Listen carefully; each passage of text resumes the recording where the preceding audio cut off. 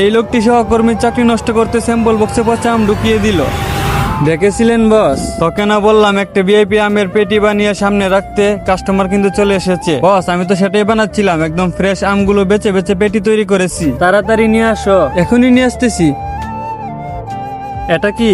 আমার কাজ শেষ তো, তাই যে পেটি তুই প্যাক করছিলি সেটা আমি করে দিয়েছি। আরে ভাই তুমি আসলেই কত ভালো, সবসময় আমার কথা ভাবো। Thank you. আরে যা, তুই তো আমার ছোট ভাইয়ের মতো। যা মালিককে গিয়ে পেটিটা দে। বস একদম ভিআইপি আম ভরে নিয়ে এসেছি, ওই দিক দিয়ে রাখো, ওইখান থেকে কাস্টমার চেক করবে। চলেন। যা যা, কাস্টমাররা যখন পচা আম দেখবে তখন তো মালিকের হাতে তোর চাকরিটা যাবে। পেটিটা এখানে রাখ, কাস্টমার এখান থেকে দেখবে আম। ঠিক আছে বস। বস দেখেন তো এর এই কাস্টমার নাকি?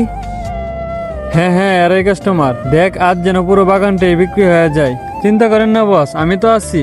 আপনারা কি আম কিনতে এসেছেন? জি জি, আসুন আসুন। বলেন ঠান্ডা খাবেন নাকি গরম? আগে আমরা মাল চেক করব। তাহলে চলেন। এই যে বসের সাথে কথা বলেন। আপনাদের রাস্তায় কোনো সমস্যা হয় নাই তো? না না। বলেন ঠান্ডা খাবেন নাকি গরম? আগে আমরা মাল চেক করব। একদম ফ্রেশ মাল, সমস্যা নাই, চেক করেন।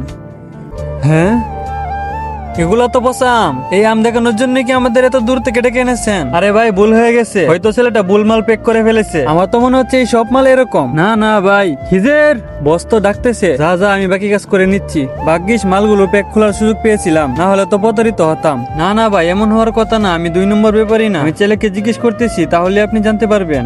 জি বস। তুই এটা কেমন আমের পেটে তৈরি করলি? হ্যাঁ বন্ধুরা, আমি কোনো কসম দিব না। তুমি যদি ইসলামকে ভালোবাসো এবং ইসলামিক ভিডিও দেখতে ভালোবাসো, তাহলে অবশ্যই ভিডিওতে একটি লাইক এবং চ্যানেলটি সাবস্ক্রাইব করে রাখতে পারো। বস এখানে তো সব আমি বসা। এটা বল আমাদের মাল কোনো সময় এরকম হয়েছে? আমি জানি না এই আম কোথা থেকে এসেছে। ভাই আপনিই ভাবেন, এক পিটির মধ্যে কে এত বসা আম দিবে? নেক্সট পার্ট দেখতে চাইলে লাইক সাবস্ক্রাইব করে কমেন্টে পার্ট লিখে যাও।